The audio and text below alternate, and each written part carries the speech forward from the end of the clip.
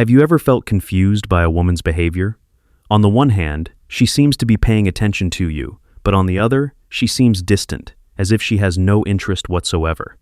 Many men immediately conclude that the woman simply doesn't like them. However, the reality is that the situation isn't always that simple. In psychology, attraction is often not expressed openly. Many women choose to keep their feelings to themselves for various reasons. They want to maintain their self-esteem, avoid the possibility of rejection, or ensure that the man they like is worthy of their attention. That's why signs of attraction often appear through small, easily overlooked behaviors. The problem is, most men focus solely on what a woman says. They wait for direct recognition or obvious signs. When those don't come, they assume the opportunity never existed. As a result, many relationships that actually had the potential to blossom end up stalled before they even begin. It's important to understand that attraction is often more visible through actions than words. Body language, facial expressions, the way someone looks at you, and even subtle changes in their behavior often convey far more honest information than deliberately controlled words. In general, women have a more subtle way of communicating. They don't always show their feelings directly. Instead, they tend to observe first. They want to see how you behave, how you react, and whether you're confident enough without constantly seeking validation from them. That's why understanding subtle signals is such a valuable skill. When you're able to recognize these patterns, many behaviors that previously seemed confusing will start to make sense. You'll be less likely to misinterpret a woman's behavior, and you won't jump to conclusions. In this video, we'll discuss the psychological signs that often appear when a woman is genuinely interested but chooses to hide it. These aren't just myths or conjectures, but rather behavioral patterns often discussed in social psychology and nonverbal communication. Of course, no single sign can be absolute proof that someone likes you. Every individual has a different personality and way of expressing emotions. However, when several signals appear simultaneously and repeatedly, the likelihood of interest is usually much greater. So if you've always found women difficult to understand, perhaps the problem isn't that they're intentionally confusing. It could be that you simply haven't grasped how to read the small messages they display every day. Once you recognize these patterns, you'll realize that many things that previously seemed subtle actually have quite clear meanings. Now, let's start with the first sign, which is often the one most easily missed by most men. The first sign that often appears is when a woman seems nervous around you, but tries her best to hide it. Many men misunderstand situations like this, assuming that a woman who appears awkward means she's uncomfortable or doesn't like them. However, in many cases, the opposite is true. When someone becomes emotionally attracted, the body often reacts faster than the mind. These feelings trigger natural responses that aren't easily controlled. As a result, various small unconscious movements emerge. For example, playing with her hair, repeatedly straightening her clothes, holding her phone for no apparent reason, or appearing slightly fidgety when you're around her. These behaviors are generally not intentional habits. Rather, they are spontaneous reactions as she becomes more conscious of her appearance and wants to make the best impression on the person she's attracted to. Unconsciously, she's trying to make sure she looks neat and attractive. But on the other hand, she also doesn't want you to know that she's actually nervous. Because of this, she might try to appear relaxed or even act a little colder. She might quickly look away after your eyes meet or speak in a tone that sounds flatter than usual. It's not because she's not interested, but because she's trying to hide her emotions. This is where many men often misinterpret situations. They see a woman's apparent distance as rejection. However, in some situations, this behavior actually arises because the woman is trying to control her nerves. She wants to appear calm, even though she's experiencing a lot of emotions inside. Also, pay attention to changes in her tone of voice. Voice is often a clue that isn't easy to control. When talking to someone she likes, a woman's tone of voice may sound slightly softer, warmer, or even a little higher than when she talks to other people. These changes usually happen naturally, not something premeditated. If you're perceptive enough, you'll start to notice differences in the way she speaks to you compared to other men. It may be subtle, but it's these small details that often reveal her true feelings. Another thing to pay attention to is her body language in social settings. For example, When you enter a room, does she suddenly adjust her sitting position, straighten her back, fix her hair, or straighten her clothes? Simple actions like these often indicate that she's becoming more aware of your presence and wanting to look her best.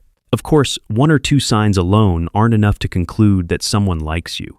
However, when several of these signals appear simultaneously and repeatedly on various occasions, it's likely there's an attraction she's trying to hide. The biggest mistake men often make is to ask directly. For example, by saying, "Why do you look so nervous?" or "Why do you act so awkward around me?" Such questions can actually make her feel even more uncomfortable because you've highlighted something she's trying to hide. A much better approach is to remain relaxed and confident. Don't rush into expressing your suspicions. Let the interaction develop naturally. The more comfort you create, the easier it will be for her to reveal her true side without feeling pressured. Ultimately, nervousness isn't always a bad sign. In many situations, it actually indicates that your opinion matters to her. People typically don't feel nervous around someone who doesn't give off any emotional vibes. Therefore, if you notice a woman acting a little different around you, playing with her hair more, paying more attention to her appearance, or occasionally losing focus, don't immediately assume it's a sign of rejection. It could be one way a hidden attraction is starting to show before she has the courage to express it directly. Now that we understand how nervousness can be a sign of attraction, let's discuss another signal that's even harder to hide. This signal doesn't require words, but it's often far more honest than any words. Yes, we're talking about eye contact. Many nonverbal communication experts believe that the eyes are one of the most difficult parts of the body to control when someone is experiencing strong emotions. A person may be able to regulate their tone of voice, choose their words carefully, and even pretend to act casual. However, their eyes often reveal their true feelings. When a woman begins to develop an attraction to a man, her visual focus usually shifts without her realizing it. She may not stare at you constantly. However, you'll begin to notice her gaze shifting more often to you than to other people. Interestingly, this often happens when she senses you're not paying attention. Imagine a situation where several people are chatting in a room. Everyone seems preoccupied with their own conversations, but for no apparent reason, a woman glances your way several times. As soon as you look over, she immediately looks away as if nothing happened. If it only happens once, it might be a coincidence. However, if the same pattern repeats itself on different occasions, it's likely more than just a coincidence. Another thing that often appears is a slightly different duration of eye contact. Some women actually hold the gaze a little longer before smiling slightly or looking away, while others do the opposite. They only stare for a moment because they're nervous, then quickly look away. Although their behaviors are different, they both have one thing in common. There's a change that only appears when you're near them. It's these subtle changes that often go unnoticed by many men. They're too busy waiting for direct recognition, so they miss the subtle signals that are actually much more meaningful. Also, try to pay attention to her facial expressions when you make eye contact. Does her face seem to brighten? Does she start smiling unconsciously? Does her expression become warmer than when she's talking to other people? A spontaneous smile is usually much harder to fake than a deliberately created one. Therefore, natural expressions often provide more accurate clues as to what someone is truly feeling. Another interesting aspect is the direction of attention. When someone is emotionally engaged, their brain naturally focuses more on that person. As a result, even when they're talking to someone else, their attention will often return to you. This doesn't mean they're constantly looking at you. Quite the opposite. They're just occasionally checking your presence and then returning to what they were doing. Unconsciously, their mind is constantly trying to figure out what you're doing. Body language often supports this signal. When you start talking, she might tilt her body slightly toward you. This indicates that her focus is on the ongoing conversation. In communication psychology, simple gestures like this are often associated with increased attention and interest in the person they're talking to. However, there's one important thing to always remember. Eye contact alone is never conclusive on its own. Some people are naturally shy and rarely hold anyone's gaze, while others are naturally warm and make extended eye contact with everyone they meet. What matters is not the behavior in isolation, but the difference. Does she look at you differently than she looks at other people? Is there a change in her pattern that appears specifically around you? Context and contrast are what give a signal meaning. Without them, you're just reading your own hopes into ordinary behavior, which is exactly the mistake we're trying to help you avoid. Let's move on to the third sign, which involves physical positioning and proximity. This one is especially useful because it's almost entirely unconscious. Human beings naturally orient themselves toward what interests them and away from what doesn't. It happens beneath awareness, driven by attention rather than decision. So in a group setting, notice where she positions herself. Does she consistently end up near you? Does she choose the seat beside you or across from you when other options were available? When the group reshuffles and people move around, does she drift back into your orbit? A single instance means nothing. A repeated pattern across many occasions means something. Also, pay attention to the direction of her feet and torso. Nonverbal communication researchers often point out that people angle their bodies toward the person who has their genuine attention, even when their face is turned elsewhere out of politeness. A woman may be having a conversation with someone else entirely, but if her feet and torso remain angled toward you, her attention has not fully left. This is one of the least controllable signals there is, precisely because almost nobody thinks about what their feet are doing. Another related signal is tolerance for closeness. Every person has a comfortable distance they maintain from others, and that distance shrinks for people they feel drawn to. If she consistently stands or sits closer to you than social convention requires, if she doesn't step back when you're close, if she seems entirely comfortable in a proximity that would feel intrusive from someone else, that comfort is information. She's allowing you inside a boundary she maintains with most people. There's a related signal in how she handles brief moments of physical contact, not deliberate touching, but the incidental kind that occurs naturally in ordinary interaction, brushing past in a doorway, hands meeting when something is passed between you, sitting close enough that shoulders touch. Watch how she responds. Does she pull back immediately, or does she seem unbothered and allow the contact to linger a moment longer than strictly necessary? Does she create small, casual reasons for contact herself? A light touch on your arm while laughing at something? A tap to get your attention when she could simply have spoken? Physical touch is one of the clearest boundaries people maintain, and comfort with it is not given automatically. Most people are quite careful about touching or being touched by someone they feel neutral toward. So, a pattern of relaxed, easy, unforced contact is a meaningful indication of comfort and interest. But note the word pattern again, and note something else. Comfort with touch is highly individual and highly cultural. Some people are simply more physically expressive with everyone. As always, the question isn't the behavior itself, it's whether it differs from how she is with others. And it should go without saying that reading comfort with incidental contact is never a license to initiate anything she hasn't clearly welcomed. Notice her comfort, never assume it. The fourth sign is memory. This one is subtle, but often very revealing. We remember what we pay attention to, and we pay attention to what matters to us. So when a woman remembers small details about you that you mentioned only once in passing, details you may have forgotten yourself, that memory tells you something about the quality of attention she was giving. She remembers the name of your brother. She remembers that you had something stressful happening at work last week and asks how it turned out. She remembers an offhand comment you made about a film you wanted to see. None of this requires effort on her part, which is exactly the point. She isn't studying you.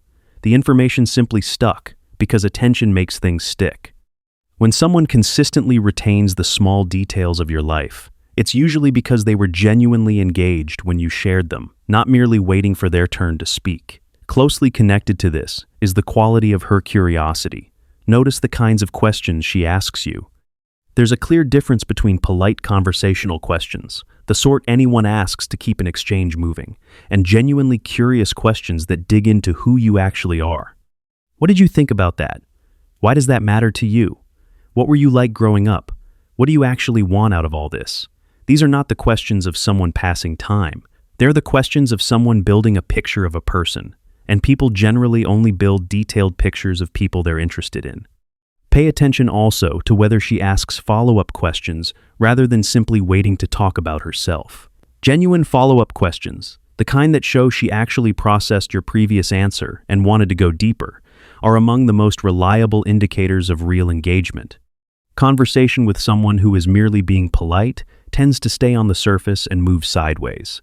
Conversation with someone genuinely interested tends to go downward, into more personal territory, because they want to understand rather than merely converse. And one more thing along these lines. Notice whether she shares things about herself that she wouldn't share with just anyone. Personal disclosure is a form of trust, and people extend it selectively. When a woman begins telling you things about her family, her fears, her past, the things she's working through, she's doing something that requires a degree of comfort and investment. She may never announce that she trusts you. She simply demonstrates it by what she's willing to hand over. The fifth sign is mirroring. In social psychology, mirroring refers to the unconscious tendency to imitate the posture, gestures, speech patterns, and rhythm of someone we feel connected to or interested in. It's not deliberate, and it's not a technique. It's something the body does when it feels rapport. If you lean forward, she leans forward a moment later. If you pick up your drink, she picks up hers. Her speech rhythm gradually begins to match yours. Her posture starts to echo your posture. These small synchronies are widely discussed as indicators of rapport and engagement, and they tend to increase when someone feels drawn to the person they're with. Again, don't overread a single instance. Watch for whether it's happening consistently, and whether it's happening more with you than with others. The sixth sign is teasing and playful challenge. Many men misread this one badly. When a woman teases you, jokes at your expense, or playfully challenges something you said, the insecure man interprets it as disrespect or dislike. In many cases, it's the opposite. Playful teasing requires a certain comfort and a certain investment. People generally don't bother teasing someone they're indifferent to, because teasing is an invitation to engage, a way of creating a private dynamic between two people, and a way of testing how you respond. That last part matters. Teasing is often a test, and the test is about your reaction.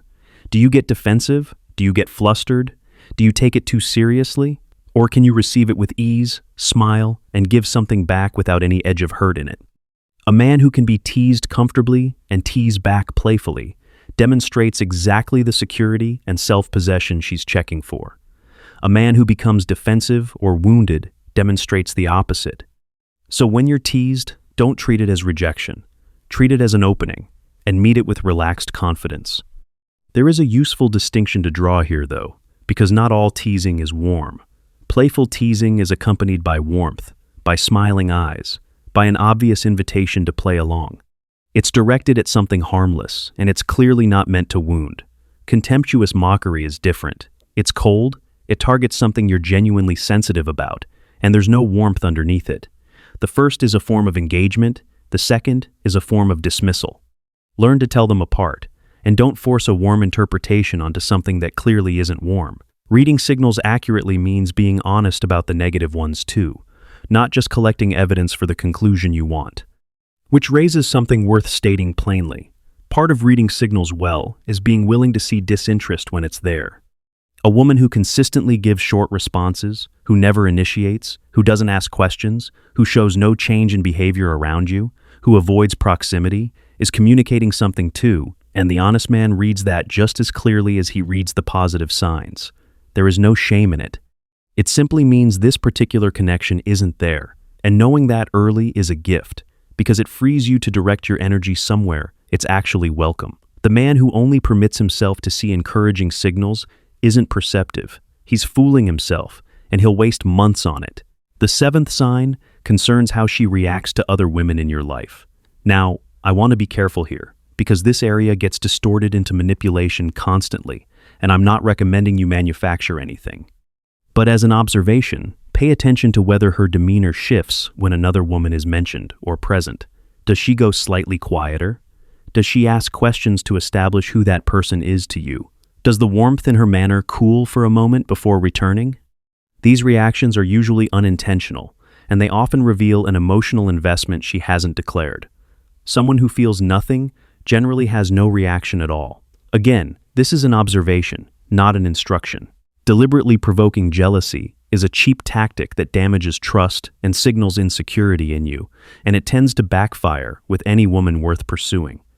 Notice the signal. Never engineer it. The eighth sign shows up in patterns of communication. Look at how she communicates with you compared to how she communicates generally. Are her messages to you longer and more considered than her messages to others? Does she keep conversations going rather than letting them end, asking follow-up questions, offering new threads when a topic runs out? Does she initiate contact sometimes rather than only responding? Notice also whether she creates opportunities. She mentions an event she'll be attending. She brings up a place she's been wanting to try. She notes that she's free on a particular evening. Many women, rather than making a direct approach, will lay out small openings and wait to see whether the man is perceptive enough and confident enough to walk through them. Men miss these constantly because they're waiting for something more explicit. If she keeps handing you doors, she's usually hoping you'll open one. There's also useful information in the timing and consistency of her responses, though this one needs to be read carefully. Look less at speed and more at pattern. Someone who is genuinely engaged tends to be reasonably consistent, and when they can't respond, they'll often reference it later. Someone who is not tends to be erratic in a way that has no explanation attached. But do not build an entire theory on response times. People are busy, phones die, work gets demanding, and some people simply aren't attached to their devices. The men who obsess over how long she took to reply are almost always overthinking, and the anxiety that fuels that obsession does far more damage than any delayed message ever could. Something more meaningful than timing is whether she carries the conversation. Is she contributing genuinely, bringing new topics, remembering threads from previous conversations, giving you something to work with? Or are you doing all the lifting while she offers minimal replies that quietly let each exchange die? A conversation that only exists because one person keeps resuscitating it is not a conversation. It's one person talking. That pattern, sustained over time, tells you what you need to know far more reliably than any individual response ever will. And here's a related signal that's easy to overlook. Watch how her friends behave around you. Women often tell their close friends about a man they're interested in long before they tell the man himself.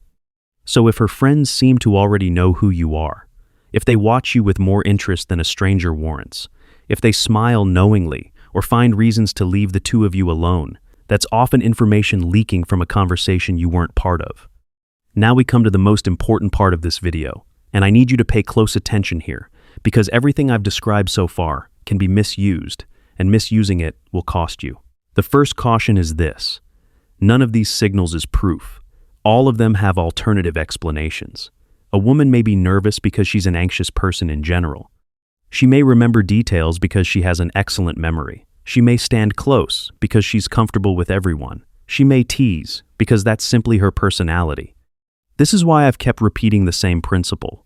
What matters is contrast and repetition. Is this behavior different with you than with others? And does the pattern hold across multiple occasions? One signal is noise. A cluster of signals appearing consistently is a reasonable indication. Even then, it's an indication, not a certainty. It's also worth remembering that context shapes everything. A woman at work has professional reasons to behave differently than a woman at a party. A woman in a culture with different norms around eye contact, touch, and personal space will produce a completely different baseline than someone raised elsewhere. A naturally reserved person and a naturally outgoing person will generate entirely different readings from identical levels of interest. This is precisely why baseline matters more than behavior. You are not looking for a universal checklist. You are looking for a deviation from how that particular person normally is in that particular setting with everyone else. Without knowing her baseline, you're not reading signals, you're guessing. The second caution is more serious. Do not become a man who spends his life analyzing signals. This is a trap that swallows enormous numbers of men. They learn a framework like this one, and then use it to endlessly scrutinize every gesture, replaying interactions, hunting for evidence, building elaborate theories about what a glance meant. That behavior is not perceptiveness. It's anxiety wearing the costume of analysis. And it produces exactly the outcome it fears, because a man consumed with decoding is a man who is never actually present, never relaxed, never simply enjoying the interaction, and that tension is felt. The purpose of understanding these signals is not to reach certainty before you act. Certainty is not available. The purpose is simply to stop misreading obvious interest as rejection, so that you don't walk away from things that were genuinely open to you. That's all. Once you've noticed a cluster of signals, the correct response is not to gather more data, it's to act. Which brings me to the third and most important point. At some stage, someone has to be direct, and it should be you. All the signal reading in the world is only preparation for the moment, when a man does the one thing that actually moves anything forward, which is to make his interest known and propose something concrete. Ask her to do something specific, not vaguely, not hinting, not waiting for one more confirming glance, clearly and calmly. This is where most men fail, and it's not a failure of perception, it's a failure of courage. They read the signals accurately, understand that interest is likely present, and then wait anyway, hoping she'll remove all risk by making the first explicit move. She usually won't, for exactly the reasons we discussed at the start. She's protecting her self-esteem, avoiding rejection, and observing how you behave. And one of the things she's observing is whether you have the confidence to act on what you've noticed.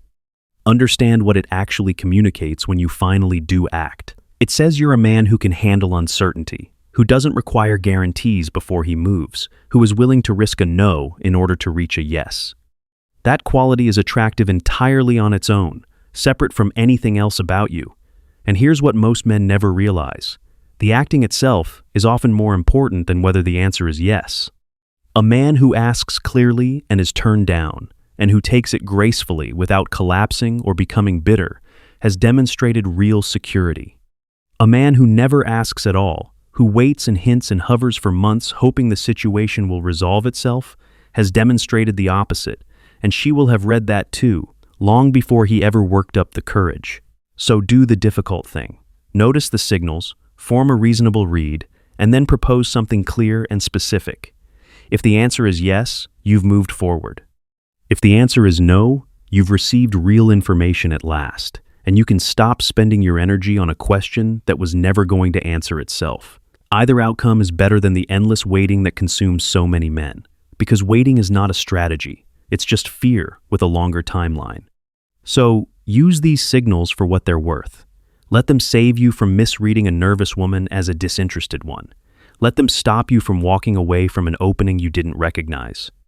And then set the analysis down and be the man who acts with calm confidence, because that willingness to act, more than any skill at reading gestures, is what she's been watching for the whole time. And here's the final point, the one that outweighs everything else in this video. Reading signals is a useful skill, but it's a small one compared to the thing that actually matters, which is becoming a man worth signaling to. All the perception in the world won't help a man who has nothing to offer once he's noticed the signal. Meanwhile, a man who is genuinely grounded, who has his own life and his own direction, who is calm rather than anxious, who carries himself with real self-respect, will generate these signals far more often and won't need to squint to see them, because interest directed at a man like that tends to be much less hidden. So yes, learn to notice. Learn to see the glance she thought you missed, the body angled toward you, the details she remembered. It will stop you from misreading the world. But spend most of your energy on the larger project of becoming a calm, capable, self-possessed man, because that project changes the signals themselves rather than merely helping you decode them. Perception is useful. Presence is transformative. Build the second, use the first, and you'll find that women become far less confusing than you ever imagined. If you want to go deeper into this work with me, you can support the channel and get extra content by becoming a member. And if this cleared things up for you, comment the 3 words, "I see it," and I will personally reply to you. Learn to see clearly, then have the courage to act. This is Freedom Forge. See you in the next video.